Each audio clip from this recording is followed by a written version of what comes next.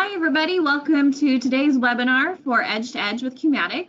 Denise Jones will be joining us here just shortly. We're going to give a few more seconds to let everybody get into the room so we can begin with today's webinar.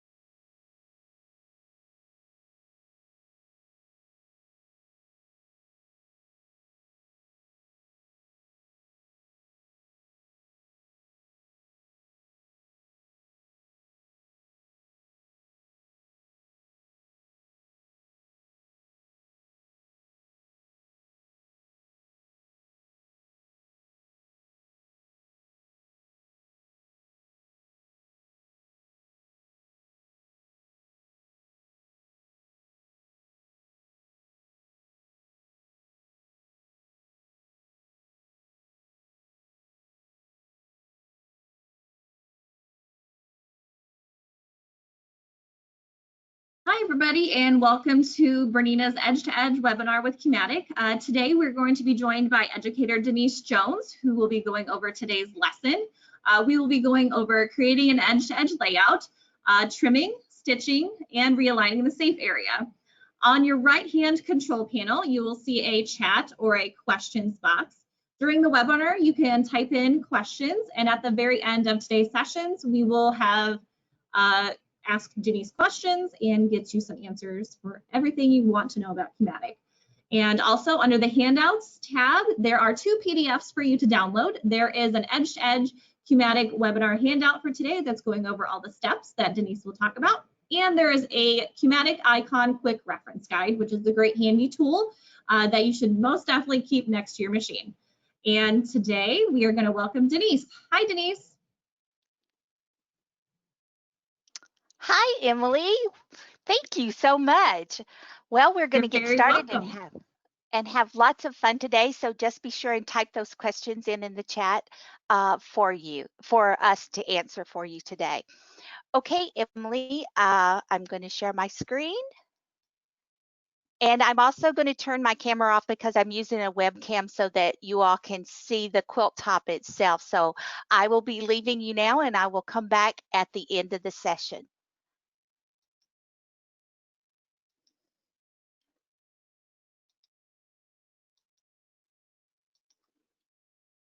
Okay.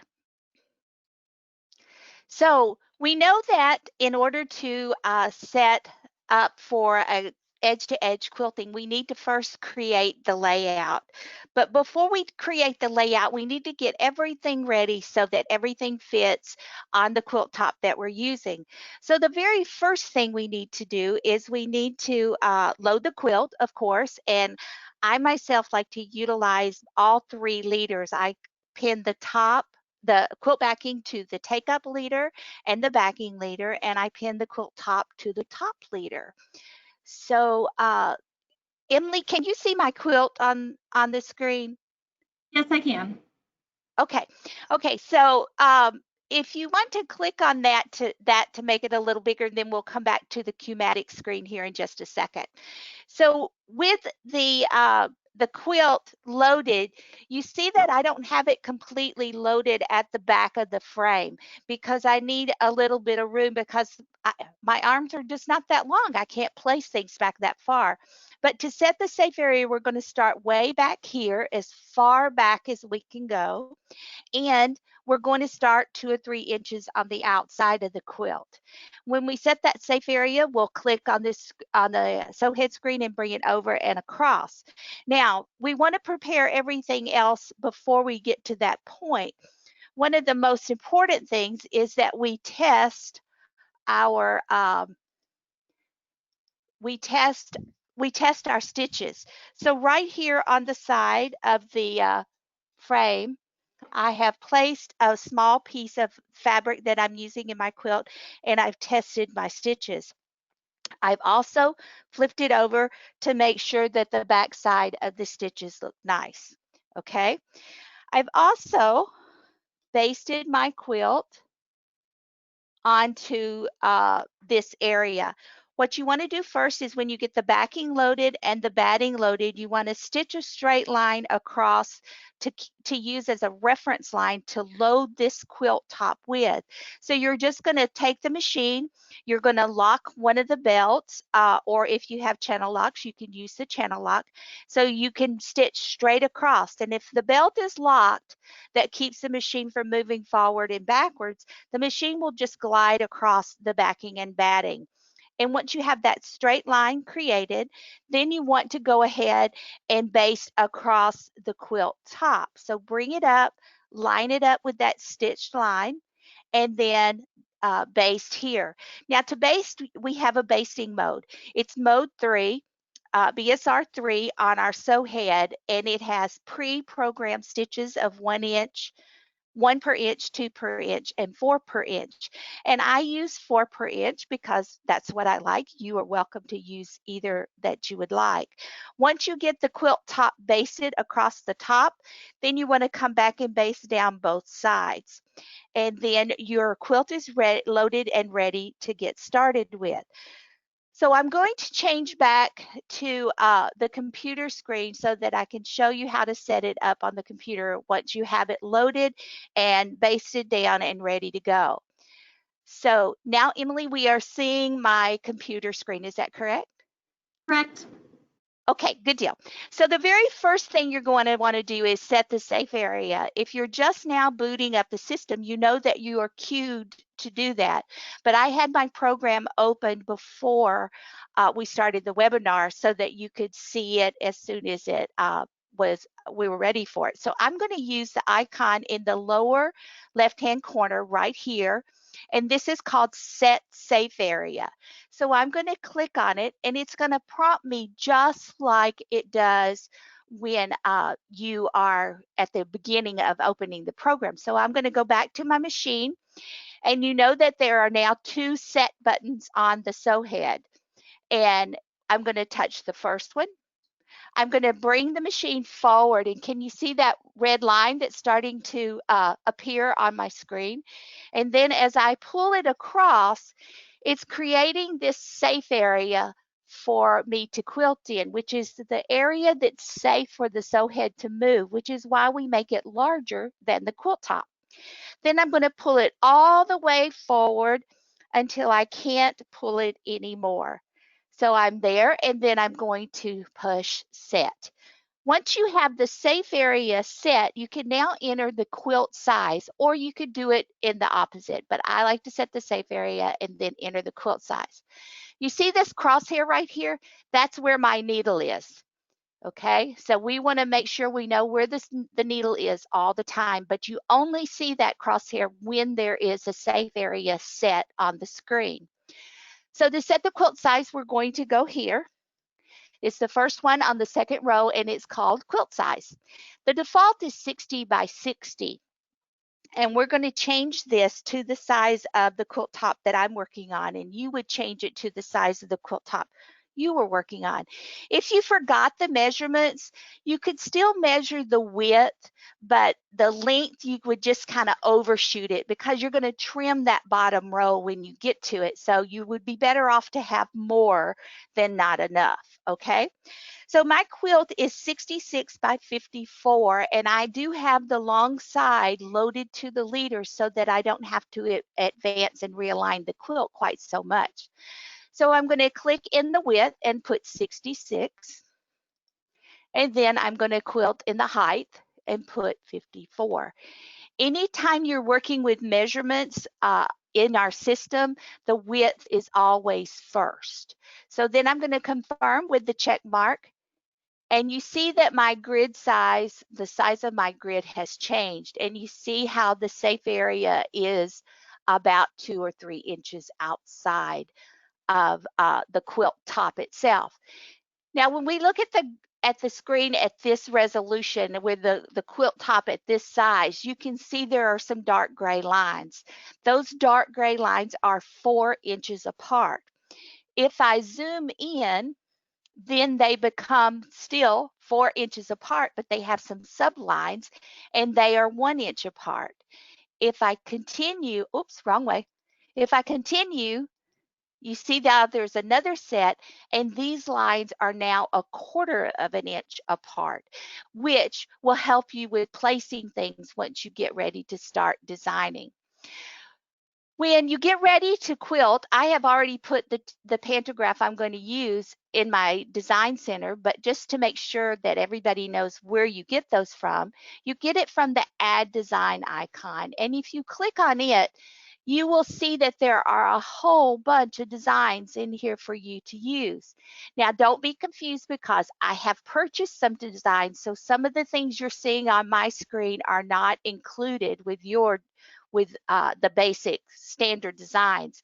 But this is one of the standard designs, and we're going to use it today, the PR Panto 47.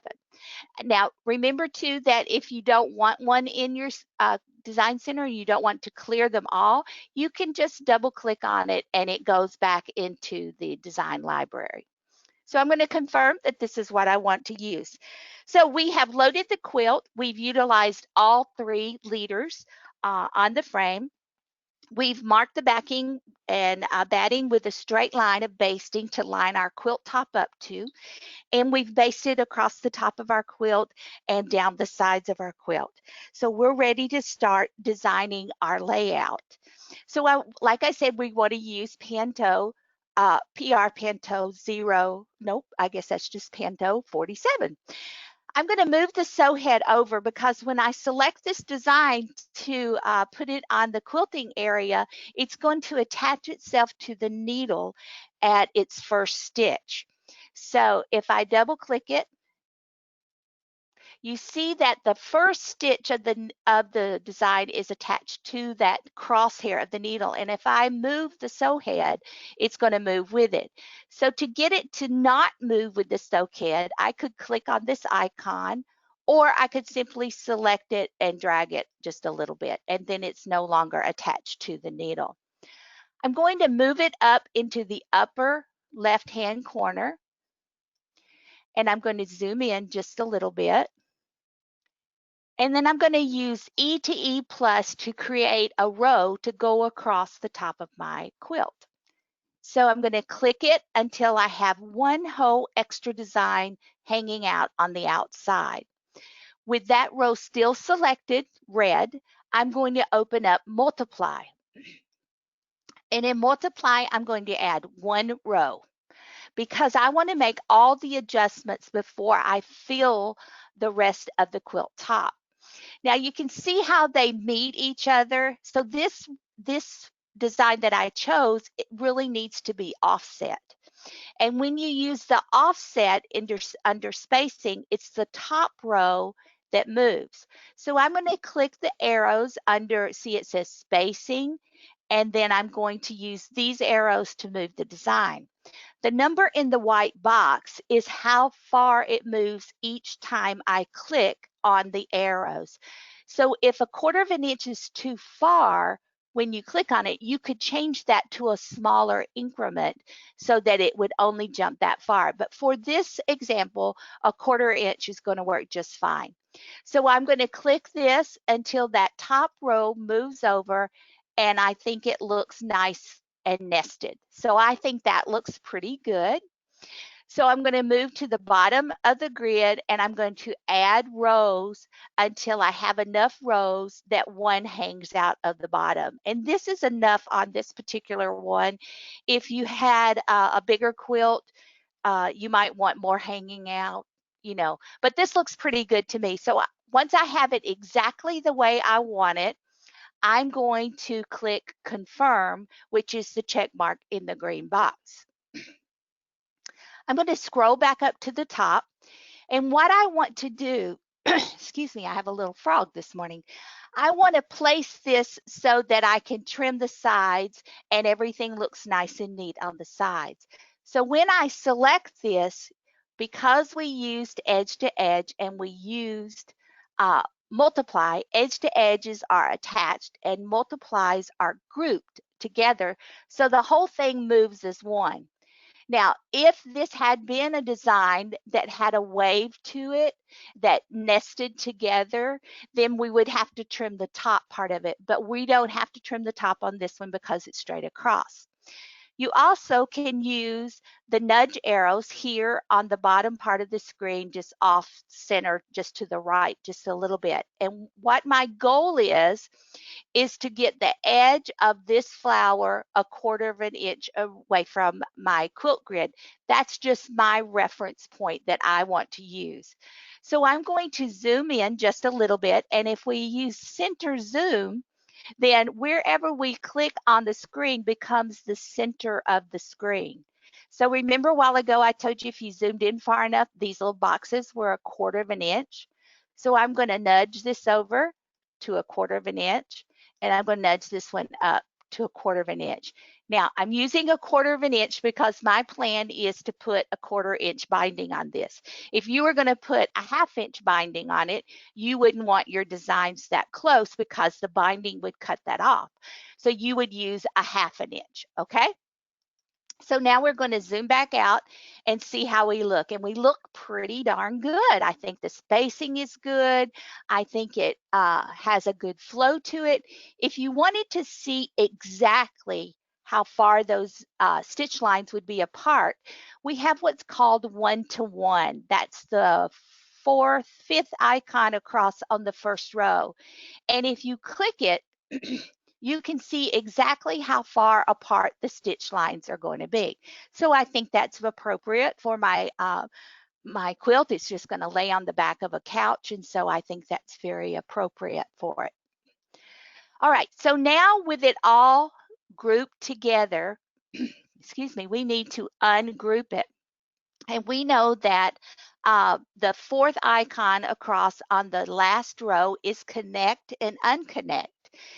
So group is a form of connecting. You have 3 types of ways to connect designs, and this is one of them, but we need to undo that. So we're going to click unconnect one time, and what's going to happen are the designs on the screen are going to turn blue. So now we can touch those individual designs themselves. But you know what? I want this to be I want the top of the designs to still be at the top of the grid, but I want my safe area to be at the same point. So I'm going to click an undo. And then I'm going to select this and move this over where it was.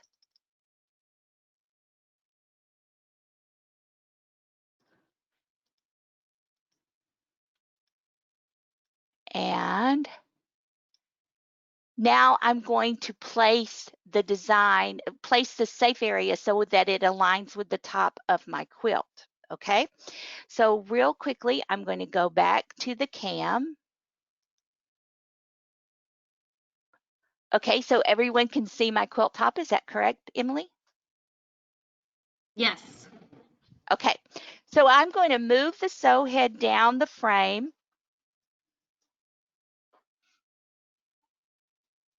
And I'm going to place it right on the top corner of my quilt top. Now, I could turn my needlepoint laser on and get it exact. And we also know that we have micro move available, but I think you guys can see that pretty clear. I haven't put the clamps on yet, and I should do that before we get too far.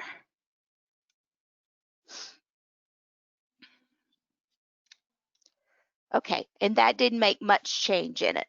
Okay, so with the sew head sitting there, I'm going to come back to my computer screen, and you can see now that the crosshairs are right here. Let me zoom in just a little bit. You see those crosshairs right there? So really, I want those crosshairs to be right up here, okay? So one way to get it there is to go to realign the safe area. Now, would it really matter if I just pushed all the designs down and there was an open part of the grid at the top and there was 2 or 3 rows hanging out of the bottom? No, it really wouldn't matter. But we're such visual people as quilters, we like to see everything lined up where it should be, okay? The first thing I'm going to do is scoot my design over a little bit further because I didn't think I got it back exactly where it was.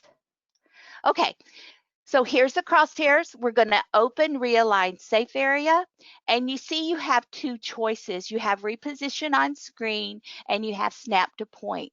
We're just going to use reposition on screen right now because we haven't stitched anything. It's not quite as precise as we need it when we advance the quilt, which we'll be using snap to point. But right now we're going to use reposition on screen, and all you're going to do is click somewhere inside the safe area, and you're going to physically moving. See that crosshair? You're going to put that crosshair right on that corner. And I think that looks pretty good. And then confirm. And then when we move back out, we see that now there's a blank spot at the top of the safe area, which represents what I have on my quilt. And then the grid starts right there at the top of where I want to start quilting. So now we're really going to unconnect them. And we're going to select the first row. We don't need to trim because the trim at the top, because it's flat across the top, but we do need to trim the sides. I like to trim as I go, and let me tell you why. If you trim the whole side of the quilt all the way to the bottom, and you're working on a fairly large quilt, there is always movement. So by the time you get to the third or the fourth row, things are going to start to be off just a little bit. So I opt to change to trim the row as I go, and that works well for me. So another thing you need to think about, especially when you're working with larger quilts, you want to advance the quilt using the hand wheel on the end of the take-up rail. And if you grab the quilt, you're liable to change the orientation of the lining, the tension on the quilt, and that can also cause you some issues down the road. So the sew head is on the corner of the quilt and my design is selected. So I'm going to open trim, and I'm going to trim with the sew head. Now, as soon as I click control with the sew head, the screen on the sew head changes, and you now have a set button and a micro move button on it. I'm going to trim the selected design. I'm going to trim horizontally, and I'm going to walk to the machine and touch the set button on the sew head, and you watch what happens on the screen. So when I touch set, you can see that just the selected row is going to be trimmed. It's the only one that has that black flower at the top. So I'm going to click confirm, and you can see that has gone away. I'm going to, that was preview, sorry. I'm going to click confirm, and it's done. Now I need to change and trim the right side. So I'm going to select that row. I'm going to grab my machine, and I'm going to slide it down. And if you just gently give it a nudge, it'll come on down the frame for you. And if you have stitched it on nice and straight using your straight line, then you should be able to get it right on it. And I can see that the crosshairs are right there. I'm right on it. I'm going to open trim again. I'm going to select the sew head. I'm going to select vertical. And when I touch the sew head this time, you can see the black part to be trimmed away is on the wrong side. So I'm going to click invert. So now it's just this side that's going to be trimmed, and I'm going to click preview. It's gone, and then I'm going to confirm. So now we need to stitch this row out. We know that anything that's added to the quilting area, anything created on the quilting area, anything trimmed on the quilting area will become queued when these actions take. So we know everything on the screen is queued because it's blue. And queued just means it's in line to get stitched. But we only want to stitch the first row. Now, if we were to hit play, you would get a warning that says there are queue designs outside your safe area, DQ and continue.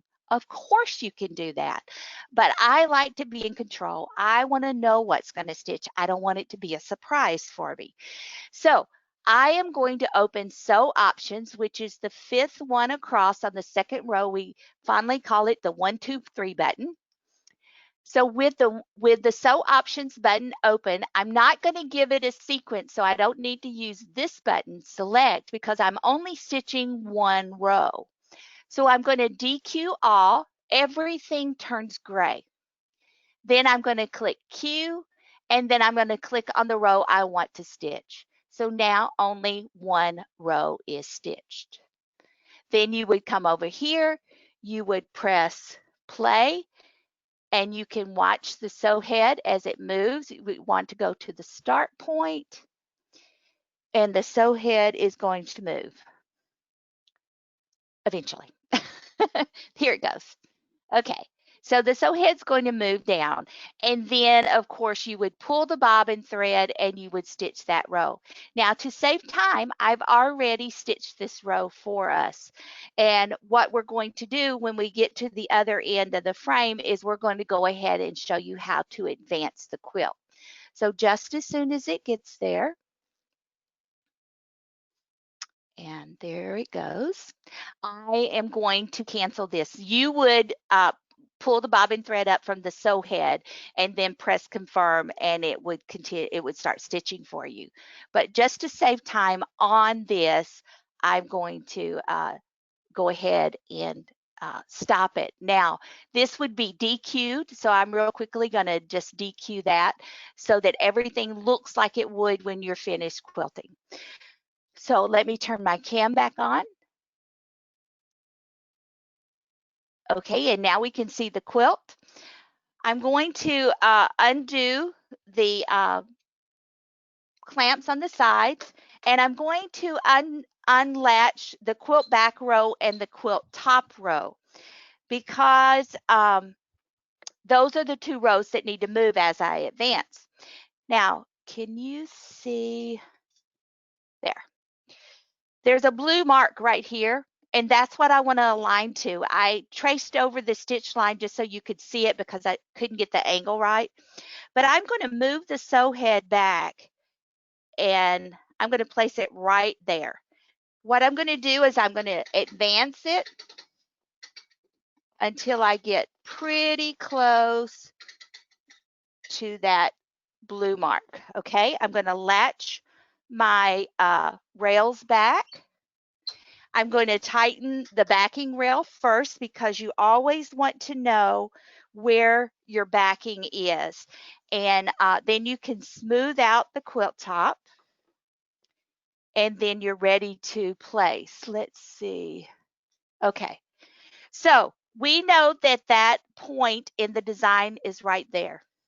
I'm going to slide this sew head over so that I can put it right on there. You know that if you are kind of fighting the sew head just a little bit, if you open micro move, and once your sew head screen changes to the micro move, oh, you can't see my, what are you seeing? It's okay. You can use these toggles to move. See how you click it and it moves left and right from the right, and forward and backwards from the left. So I'm going to close out a micro move, come back down here. Sorry, I should have worked at this end of the screen, shouldn't I? Okay, so I have this right here. I'm going to put the clamps back on, because if you use the clamps at the beginning, you should use them at the end. If you use them at the end, you should have used them at the beginning. Okay, so I have my sew head right on that point. And this is the first flower in the first row, between the bottom 2 petals, okay? That is the point I've decided to stitch on because it's distinctive and I know exactly where it is. Okay, so we're gonna go back to the computer screen. Now, you can see on the computer screen that my needle is way above my grid, right? Well, that's okay because we have to realign. So this is the point we're going to realign to right here in the bottom. So I'm going to go center zoom, and I'm going to click right here until I zoom way in. Okay, I'm going to turn off center zoom by selecting the select arrow. I'm going to open realign safe area. I'm going to use snap to point this time. And I'm going to place a dot right on this spot. When I confirm and I go out, you can see that the safe area has moved. Now, apparently I did not have it lined up as well as I thought I did. So my safe area is a little over, but you get the idea that wherever you click on, the crosshairs are now there, and you can now stitch all of this out. So you still can only get one row in, and you would select this row, you would go to trim, use the sew head again. You're trimming the selected design. We're going to trim vertically, and since we're already over on this left side, we're going to trim it first.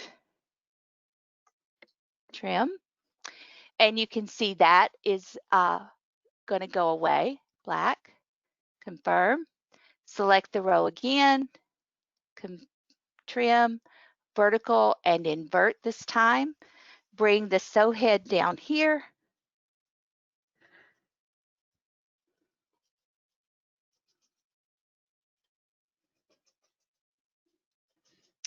And this would be the right side of the quilt top. And you will go sew head and touch set, and then preview, and you're ready to go. And if I had put the design back in the right place, it wouldn't be as confusing, but you can see that once the row has been trimmed, it is queued again. Okay? Emily, any questions? Yes, we have a couple questions here. Okay. Denise, if you want to turn your camera back on. Oh, I can do that. Okay, so the first question is, can you go over where the micro move button was? Yes, I can do that. I got to share my cam now, right? Okay, I think I'm here. No, I'm still not here. Yes. Hang on, I'm going to get this right. There it is. There I am. Okay, yes, the micro move button is right here. It's between Art and Stitch and Easy Glide. Now, when you activate it from the computer screen, you have some arrows on the screen itself that you can use, and you can move it forward and backwards, but you still can use the toggles. But anytime you have a tool that requires set, like the trim, or if you were to be using boundaries, anything, mask, any of those things that have you need to click on something to put it on that point, you have a set and micro move available on the screen, and you would use the toggles. Okay. Awesome. Let's see. I'm new to Q-matic and I haven't purchased any accessories yet. Which ones do you recommend to get started? With accessories, as far as Q-matic, you definitely need the needle point laser.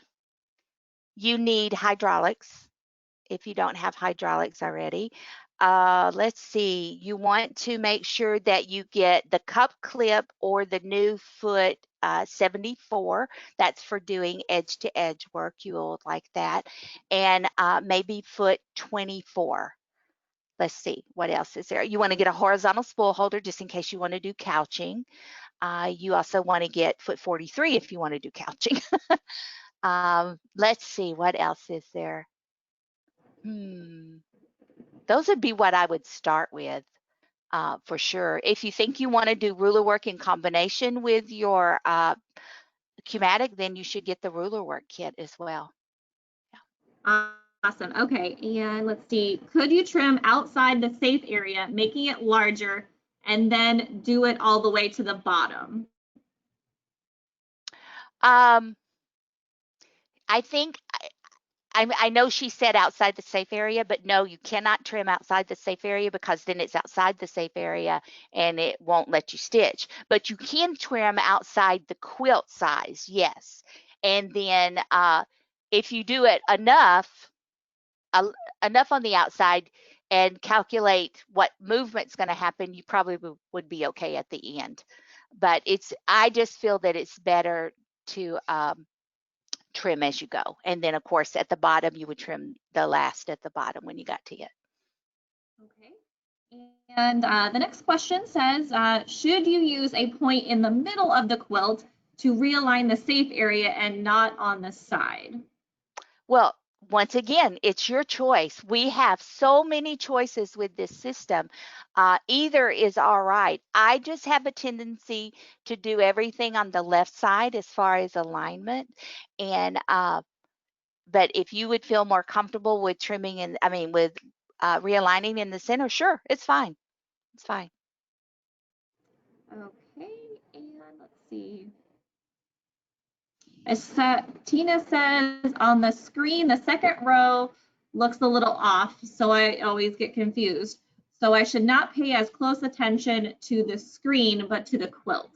Correct. And the reason why my second row was off, in my brain, I was thinking when I realigned it, I needed to get the first little loop, right, a quarter of an inch away, but on the quilt top where I actually stitched the first row, it was the second two petals that were a quarter of an inch away from there. So that was my fault. I'll do better in the second video.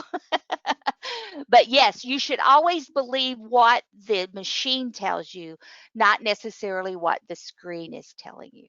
Yes, because there's always movement. Okay, and I believe that's the end of the questions. Does anybody have any Okay, last minute? I have one more. It was about zippered leaders.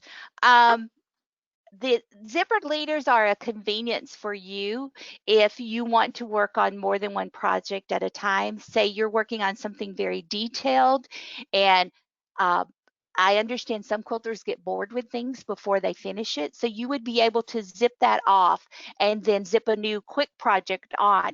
If you're quilting for the public, you would, if you have a project on and you have someone that comes in and says, I need this weekend, and you agree to do it for a price, then you could zip off what's ever there and zip on. Now, the zippered leaders are completely new leaders, so you would take your standard leaders off and then install your zippered leaders, and they come with three zip-ons, so you could work on actually 3 projects at a time. Okay, sorry. No, that's a great question. And I believe that's it. So everybody, this webinar will be posted to BERNINA.com under the recorded webinar section. So you can go back and review this at any time that you have questions or you just need to review. Or if you have friends that missed the webinar today, you can definitely share the link with them. Oh, looks like we have one more question. Okay. Let's see. I'm new to Q-matic. How do I get this software on my screen? I just plugged it in this morning. Okay. Congratulations. Yes, very good. Your dealer should have already installed the Q-matic program on your computer, and if you don't have an icon on your desktop, let me show you my desktop. Now, don't judge me, okay? Because I have lots of stuff on it. This is your Q-matic icon right here. Can you see my desktop, Emily? Yes. Okay, so this is your Q-matic icon right here. So if for whatever reason you don't have that icon there, then you would just go to the BERNINA website. You would go to Q-matic support, and the full program is there for you to download. And you would download that. It would be the latest up to date. and then you would also get firmware update for your machine if you needed it. You should definitely contact your dealer and have him walk you through it if it's not already loaded. If it's loaded, you'll have that icon, and all you do is double click on it or right click and click open, and it will open right up for you. Okay, we got a couple more questions that popped up. Okay. I would have grouped the first 2 rows together. Any reason not to? She would have what them together? Grouped the first 2 rows together. Any reason not to? Well, there is no reason not to if you want to, or you could have linked them together if you would reverse the second row. It's once again, it's choices. The main part of this demonstration was to show you that you can line the quilt top up with the grid without having to advance the quilt all the way to the back. So that's why that demonstration was there. But yeah, if you can get more than 1 row in it, go for it. Okay, next question. I have a problem with the bottom of the quilt bubbling by the time I'm at the bottom. What causes this, and how can I fix it? Okay, I do know what causes that. What happens is when you are ready to quilt and you advance the quilt, you're probably lining it up with where it stopped at for the row before. And what you need to do is smooth it out.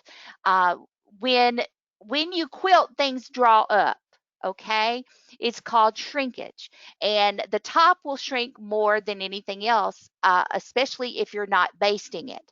But if you baste all the way down the sides as you go, this will help it. And make sure you smooth it out real good. And then by the time you get to the bottom, you should just have to smooth it out a little bit and then baste it down and then quilt it. Okay. Great. Let's see.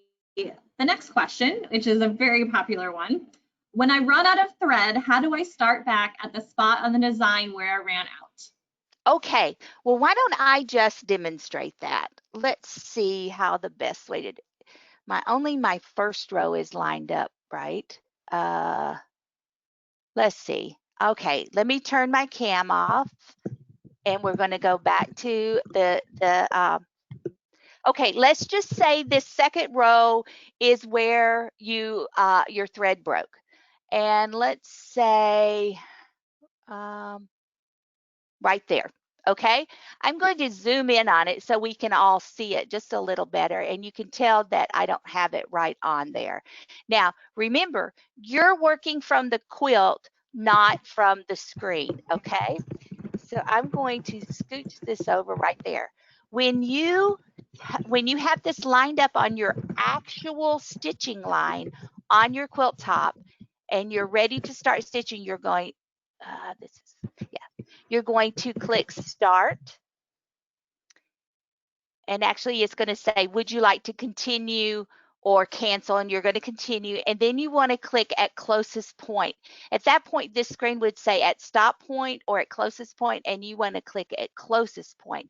And now that's where it would start. Now your sew head will say, would you like to pull the bobbin thread up? And of course you would, because you always want the bobbin thread on the top when you start stitching. And then once you confirmed it, you would pull the bobbin thread up, confirm, and it would begin stitching right there. Awesome. Okay. That's something that everybody needs to know. Yes. Okay, yes, we have it's very more important. questions. Okay. How much larger should the backing be than the quilt top itself? It should be at least 3 or 4 inches on all 4 sides, which if you start pretty close to the top, you've got some extra at the bottom that you very possibly could need, but at least 3 or 4 inches on each side. That gives you room to put your clamps on, and your machine won't run into your clamp. Plus it gives you area to do that test stitch right at the beginning when you start. Okay. Awesome. Okay. What is the best way to stitch in the ditch? Is it ruler work? Is it anything else? It is ruler work, especially on the frame. That would be the best way to stitch in the ditch. You'll find that long armors don't stitch in the ditch a whole lot. There are some long armors out there that are very faithful to their stitch in the ditch. But if you surveyed the majority of them, most of them would say, no stitch in the ditch for me. It's a little more difficult than it sounds, because you have to stitch. You have to stitch on the underside, which is the opposite side that the seam allowance is pressed to. So you're constantly changing the side in order to hide those stitches in the ditch. So it's a little harder than it sounds like. And most people will do a design that they don't have to do that. Okay. Next question. Do you base the batting to the backing first and then base the top to the 2 layers? That's correct. Because when you base the batting to the backing, you're creating that straight line across the top to line your top up to, and then you're going to base that top down. That's correct. Perfect. Let's see here. What I want to do, let's see, what I want the size of my edge to edge design, a different size. How do I resize it or figure out the size I need to use? Okay, to resize it, let me once again change to my screen. Okay, and I'm just going to cancel this, and we'll just use this one because it's here. Okay, if you wanted to resize, the resize icon is the last one on the last row. And when you open it, you get the choice of how to resize. You can resize on the screen, you can use the sew head, or you can type it in. So if you know the size you want, you could type it in. Just make sure when you type these in, you click apply. But just for quick reference, we're going to use the screen. And wherever the green handle is, that's the one that you can resize with. Now, occasionally you have to resize without proportion, without maintaining the ratio. So when you resize without maintaining the ratio, you want to uncheck the box, and you notice there's an extra handle here. If you right click on it, it makes it green, and then you can just slide it back and forth. Okay? And then, of course, confirm to save the changes. Wonderful. I believe that is all of our questions. So we're going to end today's morning session webinar. And don't forget, this recording will be posted on BERNINA.com under the webinar section.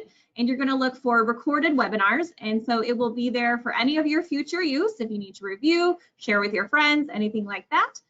If you have any questions, please visit BERNINA.com and have a wonderful day, everybody. Goodbye. Bye.